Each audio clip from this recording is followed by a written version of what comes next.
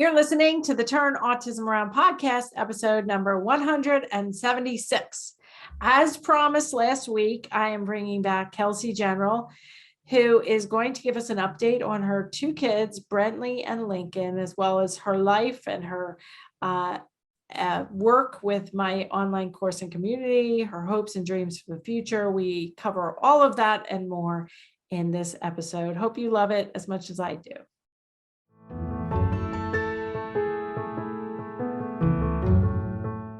Okay, Kelsey. Well, it is so lovely to have you back on as an update from your very first podcast, which we just talked about last week. Well, we just rebooted it, replayed it, rebroadcast episode number 3. So this is to follow up. So just in case our listeners didn't catch last week's podcast, can you tell us when that was originally recorded and how old your kids were and that sort of thing?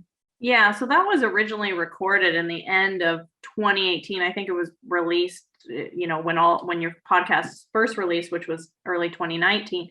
My boys then must have been 4 and 3.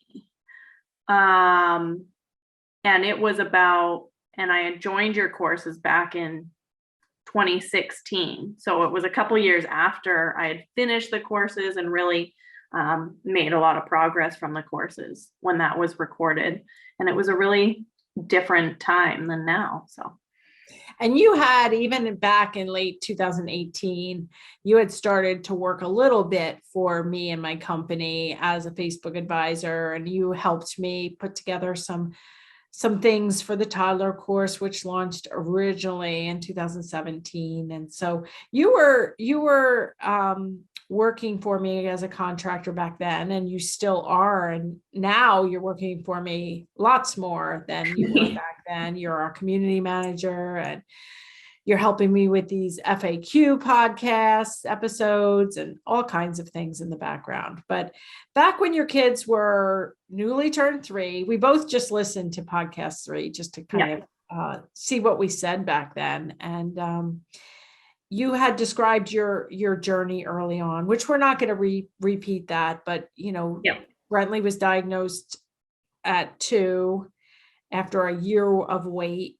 And started ABA therapy. And, you describe all that in last week's podcast. And then your little boy, Lincoln, was diagnosed also after a year-long wait. But you were able to really put all the practices you had learned from my courses in place. And they were, of course, very different children. They presented with very different symptoms. And so now you are still a single mom living in Canada. Still that, yeah. And you are still a contractor for me and a big part of the Turn Autism Around Approach.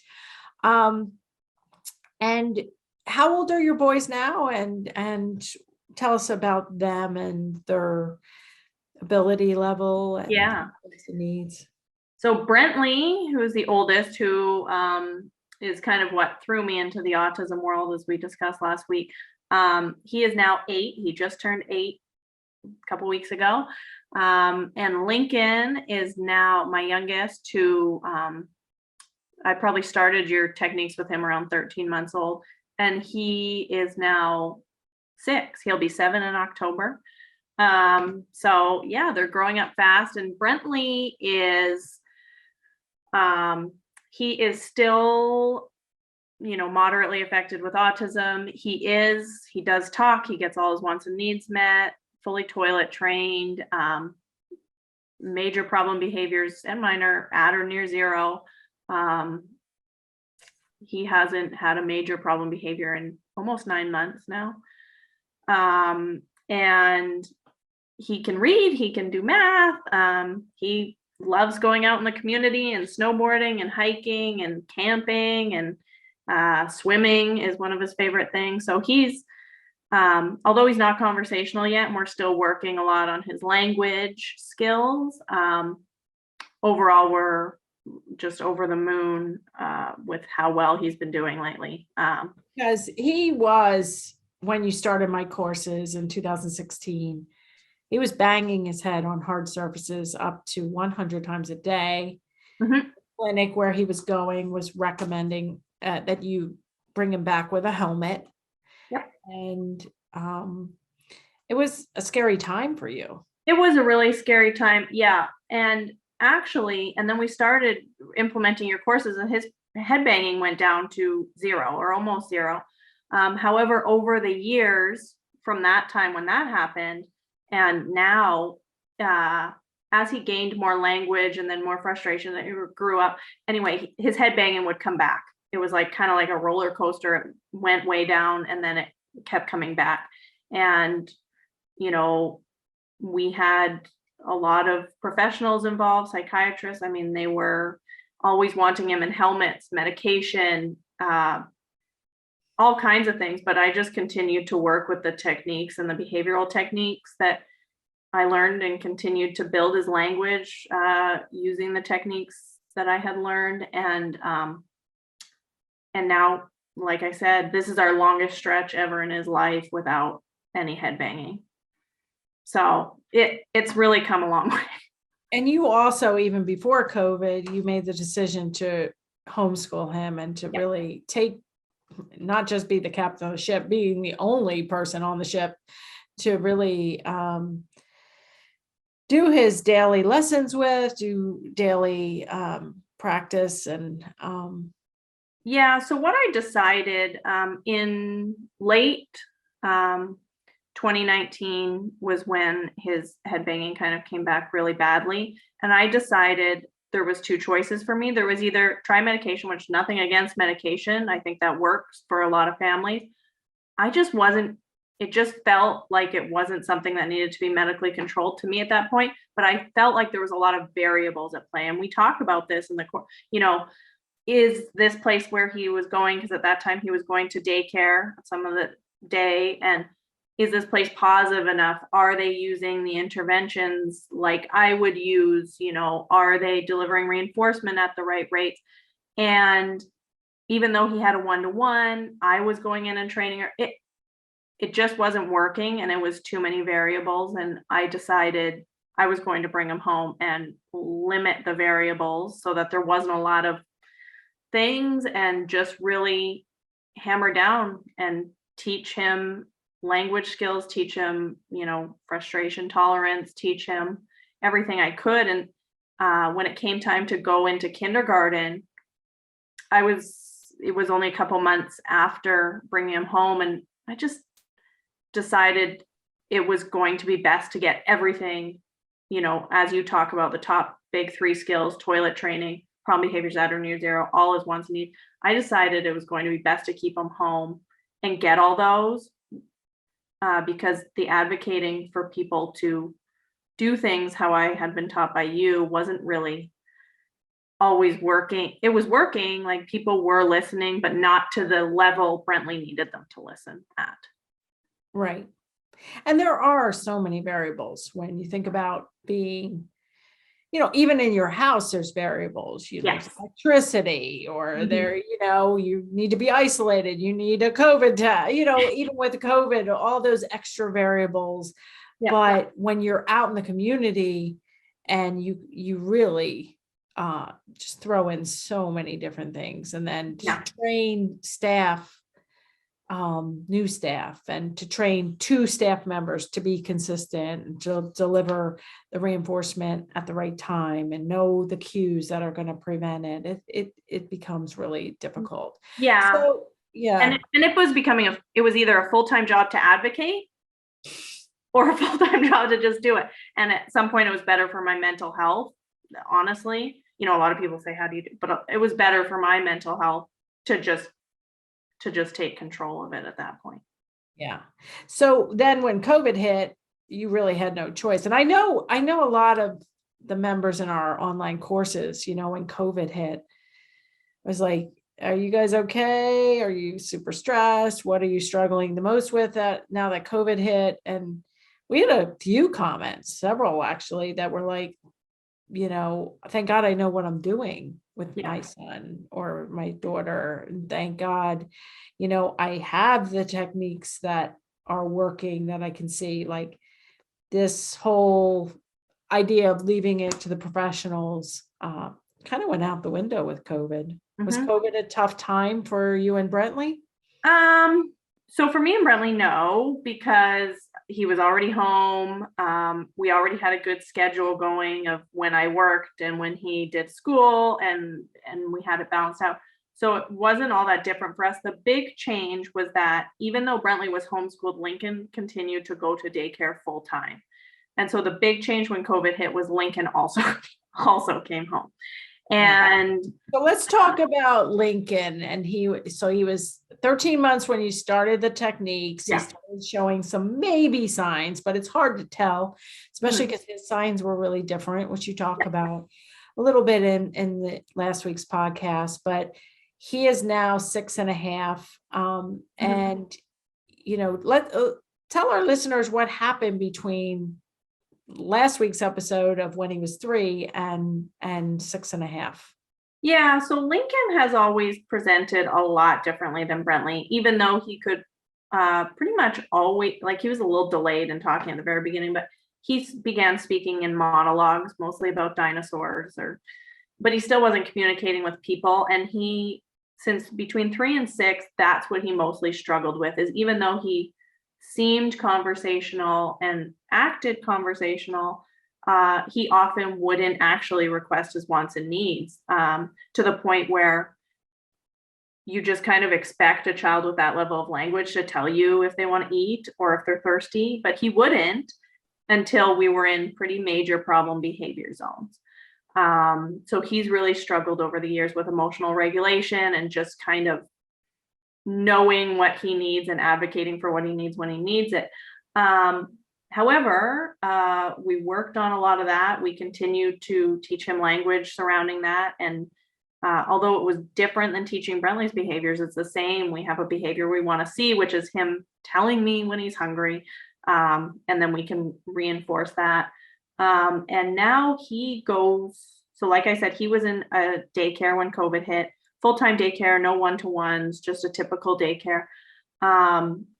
He did have some behavior issues there, but it was a really small daycare with only 5 or 6 kids at a time, so it worked for him. But when he came home, he stayed home and was homeschooled for his kindergarten year with Brentley, and that was a challenging time. They don't get along that great, and so it was just a lot of managing different needs. But now Lincoln, post-COVID in grade 1, now goes to full-time public school with no aides, no supports. I mean, he is seemingly totally typical to his peers. Yeah, so he's doing extremely well. He doesn't have any more instances of problem behaviors either. Well, not at school anyway. Sometimes he's still 6 years old and, Yeah. conversational. Yeah. Well, that's great that he's done so well. And Yeah. yeah, so I know in the last episode, when they were young, and I asked you about what your hopes were for the future for them, and you just said, like, I can't think about the future, like I have to just take it day by day. And I think now that they're 8 and 6, not that the future is crystal clear, because it's definitely not, but have your hopes and dreams for them changed, or do you have more of a vision of what things may look like, or are you kind of just taking it day by day? I mean, I think it's my personality to take it day by day, because you just don't always, know what's going to happen. But I do think I can think a bit more into the ahead. Back when we recorded before, it was like you talk about, it was like a marathon on a roller coaster with your eyes closed. So like when you were up here, you were just waiting for the other shoe to drop. It was like, and with Brentley, it was one thing after another. It was one phone call after another from daycares, and it was impossible to plan my life, because I don't know if he's going to be home or if he's going to, hurt himself or, what's going to happen. But now, I would say things have been stable for so long. It's almost like in my life, I'm kind of at a point where, okay, well, what do I do now in life? Because like, it's not a constant roller coaster. I'm not in this constant fight or flight mode. So I'm just starting to kind of think about what the future looks like. I mean, I think for Lincoln, it looks pretty typical of what you might expect your parenting path to look like with a neurotypical child. Obviously, nobody knows it, even in that world, but I expect it to look pretty similar. With Brentley, it's still hard to tell. He does not have an intellectual disability. He is very good with self-care skills. He's very good with so many skills that make me think that he could live probably semi-independently when I think about his future and when I think about kind of his living situation. I mean, my hope is probably he can, live a semi-independent life, whether that's his own suite in a house that I also live in, or so yeah, my hope is really that everyone just stays safe and stays happy, and we continue to be able to go outside and travel and, do all the things we enjoy to do as a family. Yeah.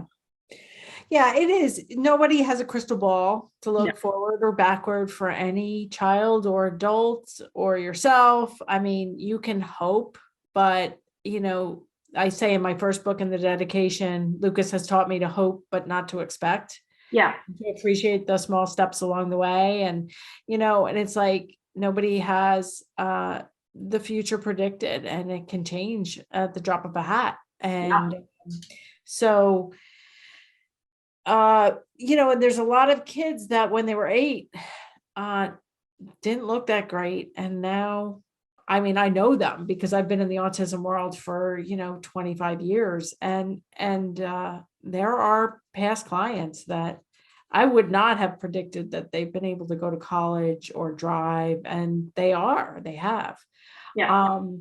So it is, it's not fair to like kind of pin any levels of ceiling levels or anything for any child, but yeah, it's certainly, Lincoln not having the severe delays and his language, really turning around quite nicely even before the diagnosis was a great thing that happened. Yeah, I mean, and that's really, I mean, I think with Lincoln, it did have to do with how early, we intervened and were able to know exactly what to do. With Brentley, there was just a lot of waiting and wondering and transition time, and then a lot of, quote unquote, really probably not quality ABA, not quality services for a while. So yeah, it's been a harder road with him, but I feel like now we're at, such a good place where he can safely, he's really making good progress now. But yeah. So before we, wrap it up, I think because you had already started working for me back in 2017 and 18, whenever that officially started, I'm not really sure. You went from, one of my best success stories to, hey, can we actually get this together, and kind of took off. And now you're a really big part of my team. So, just over the years as a professional, as a big part of my team, like, do you see common themes, or do you see, what have you learned over the past, years since you've been in our community that you just really want to tell everybody out there listening, whether they're part of our online coursing community or just listening, here and there? Like, what are your big lessons that you've learned so far?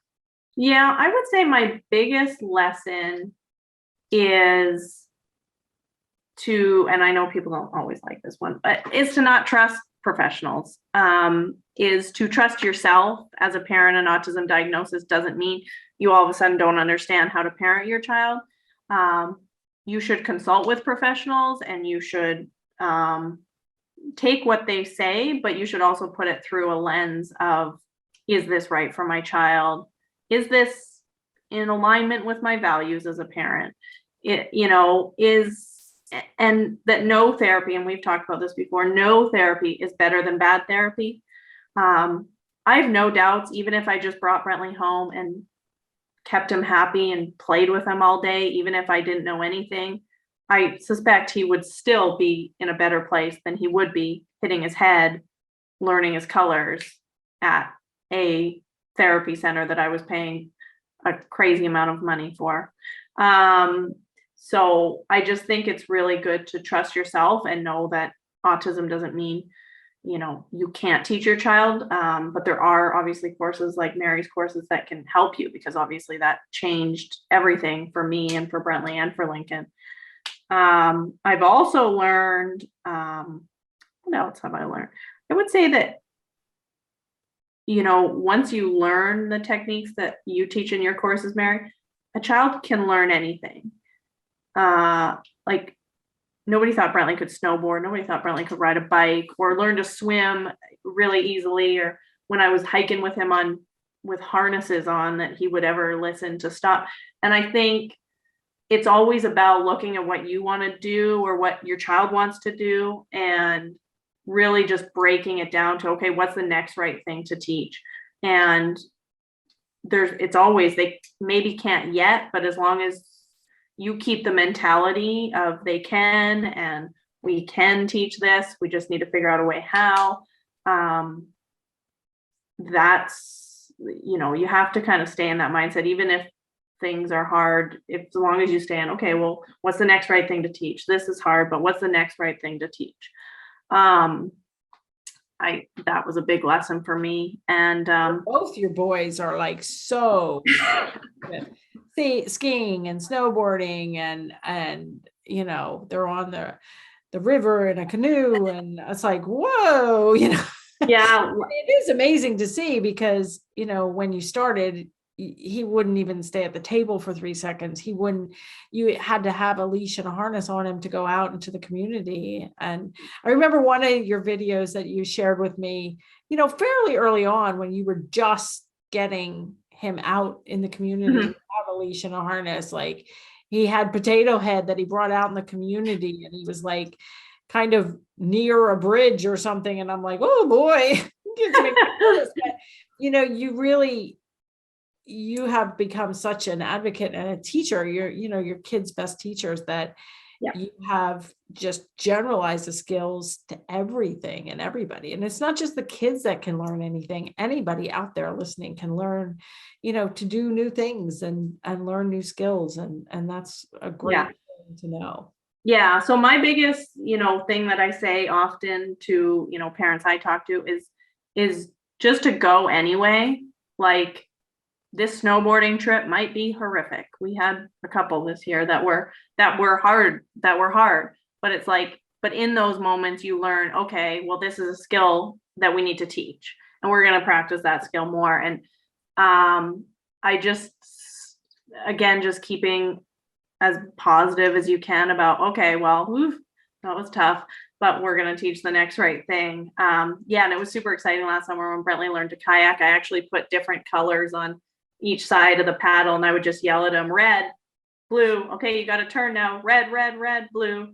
And now he does it fully independently. But yeah, it's kind of like, okay, well, we want to do this. How are we going to do it safely? And continuing to go even when, you know, the kayak got flipped yesterday, but the next day it didn't. And how has it been, you know, with just you and the boys primarily, as, you know, has being a single mom really added, I'm sure, to the stress? Yeah, I mean, at the end of the day, it's only me. It's really, but because I know what to do, I'm not as stressed. I think if I lived a life where I was dependent on therapy providers, I was dependent on other people to teach them all the time. They were maybe going to clinics, and then it was just me thrown into oh, now I got to take these 2 kids out into the community. It would be a lot different.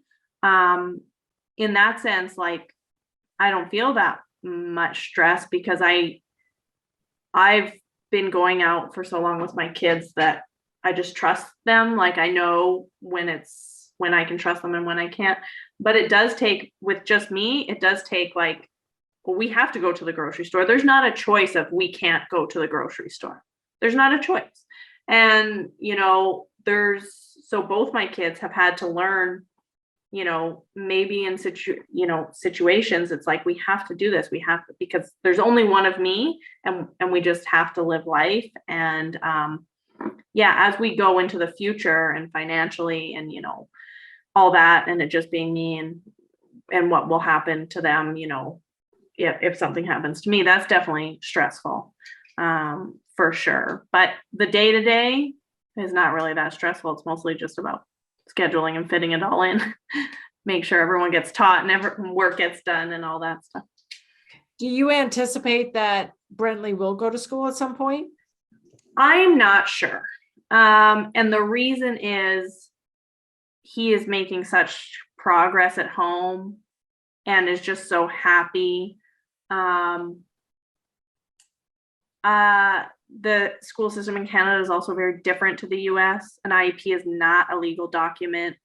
We really have very little control over what happens there. All special education kids in BC are put into a general ed classroom with whatever level of support they might require. So he would just go to a mainstream classroom without necessarily getting the one-to-one teaching that he's thriving with.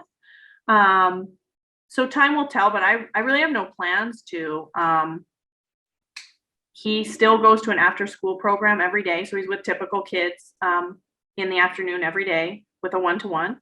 And actually we just had 2 weeks of spring break here, and he went from 9 to 3 with his one-to-one in a typical program and went on field trips, bowling, to the park, with just his one-to-one and no problem behavior. So he is capable of being in those settings. I'm just not sure that he will learn the skills he needs if he goes to school. Yeah. And I know some of the episodes, like the last, before the classic podcast, I did an interview with Grandma Tina, and I swear I listed like 25 resources that are in the show notes. And I just realized like we're almost to the end of this episode and we haven't listed any, but one is, the home versus school ABA, I think is a good one. Yeah. For people that are struggling, like, do I put them in XYZ program? Do I keep them home? Do I have therapy, at either place? So we can link that in the show notes. Any other resources that you can think of off the top of your head? We're going to list, Yeah. Podcast, but like your top resources that you think everybody should be aware of. I definitely think that home versus school one is important, because homeschooling is not for everybody. I'm not saying it is. I really like the episode about medication. That really helped me a lot to kind of figure out which direction I wanted to go medication wise. That's Michael Murray. Yeah. I also did another podcast with you and Amy on precision teaching, and we use that a lot in our homeschool if anyone's interested in that. Yeah. And we also talk a lot in our program and about not using escape extinction. I know that's one of your favorites with that is one of my favorite episodes. That's episode 7 with Dr. Megan Miller. That's really just how to be positive. And there's a technique, a strategy, well proven. It's called escape extinction, but it's basically like, if a child's not doing something, to just keep the demand on, nag, even if they scream for, 30 minutes, 45 minutes, or have more aggression because they won't do this task. And so with my approach, we don't use escape extinction. We spend 95% of our time preventing problem behavior. And I'm very much in alignment with Megan Miller, who's also a doctoral level BCBA. And so episode 7, we'll link in the show notes. And I know Kelsey, that's what ABA clinics a lot want to do, is they want to teach some skills. And then when you have problem behaviors, not kind of reevaluate teaching the right skills in the right order and preventing problem behavior. And instead of just throwing a helmet on a kid that's banging their head, to really analyze what's going on and how do you make them as safe as possible, as independent as possible, and as happy as possible, which are the big three that we strive for every child. Yeah. And I think you talk about this in one of your problem behavior podcast as well, because all your problem behavior stuff really, and in the courses and in the podcast, really helped me to be able to look at situations and really analyze them. And one of my favorite things that comes up in one of the forums that's in the courses is, how do you, like, if you were given $1,000, like, how do you stop this from happening? And I think about that question a lot, like, okay, what's happening? So just for people that don't remember that question, or don't we? So if Brentley's banging his head on hard surfaces 100 times a day. Mm-hmm. And if I said to Kelsey, okay, what if I gave you $1,000 for Brentley not to bang his head in 1 hour, in one day, in a half day, or whatever period of time? If I give you $1,000, what would you have to do? And basically the answer is, I'd have to give him everything he wants and place no demands. Mm-hmm. And like, that's where we start. Yeah. We have to clear the slate, get him in a very happy state. And then you might be listening out there thinking, but that's not realistic. There are some things that kids just have to do, like they can't go to school naked, or they can't go out in snow without shoes on. I mean, they could, but it's, they can't eat unlimited candy every day, and that's it. But if we start with the premise of we're going to make them super, super happy and place no or very few demands, and then once we get them into that happy state, we have the problem behavior at or near zero, then we start to slowly ramp up demands, start to put some parameters around reinforcement so that they're not just having whatever they want and making a big mess and all the kind of things. But if we use that $1,000 a day, if you're out there and you're thinking, oh, my child or clients won't stop spitting or throwing things or aggressing or hurting themselves, or even minor things, they won't stop swearing at me, they won't say, if I gave you $1,000, Mm-hmm. what would you have to do to get that behavior near zero? Yeah. And then you start by just using the simple resources, the free resources in my book resources, we can link in the show notes. Start with the assessment, start with the plan, start with really preventing things, and being positive and not punitive. We have a brand new mini course called No More Timeout, and it's all about how to get really good behaviors without threats, bribes, or punishment. And once you learn the techniques, you'll never have to use them again. So I can imagine in your household, Kelsey, that you're very positive and that you're not, you don't get to the ski lift and go like, if you don't stop that, we're leaving. Because you're not leaving. You're there for the day. If I say that, we are leaving. Yeah. Right. But, this constant threatening of, you're planning, it might not go perfectly. You got to work through it. If you're trying to threaten Lincoln and Brentley with two different threats, I mean, you get into this bind of, and then if you're using threats and bribes and punishment, it doesn't become a fun time. No. So always planning and lots of reinforcement, fanny packs of reinforcement, always making a reinforcement system. And so I think those are probably my top resources. And I have learned so much from you and continue. I mean, how many years 2016, how many years is that? 6 years. I still use your techniques every single day. And so, it's really changed the techniques, and Kelsey's our community manager, and she's answering questions all day long, and she's now doing some calls, welcome calls, getting unstuck calls. We're doing this podcast with the top 5 questions in each area. So you're really just a huge asset to our course, our community, now our podcast community as well. So if you really love this episode, we're going to end soon, very soon, but give Kelsey some love, do a podcast review on Apple Podcasts or Spotify or wherever you're listening. We haven't gotten podcast reviews for months, actually. So we've done it. If you can figure that out and do that, that would be awesome. So before we let you go, any self-care techniques that you've learned since last time or that you practice that you would recommend for parents and professionals listening? Yeah, I think I said last time that my number one self-care was learning, because that helped me, and it still is. I mean, as long as I can make things go smoothly with the kids and being out, then we can do all the outdoor things I like in a place where it's enjoyable for everyone, because getting outside is really my whole family's best self-care. But I have, now that things have settled down behaviorally for both of them, I do now enjoy to, I get out once a week by myself outside.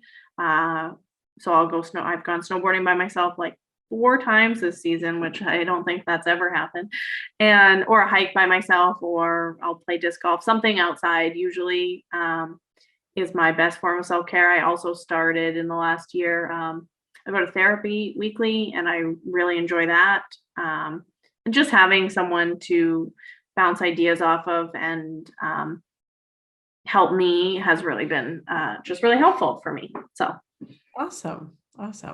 Yeah. Well, I would totally recommend it. Anybody, even if you're not struggling, I think therapy is great for everybody. Yes.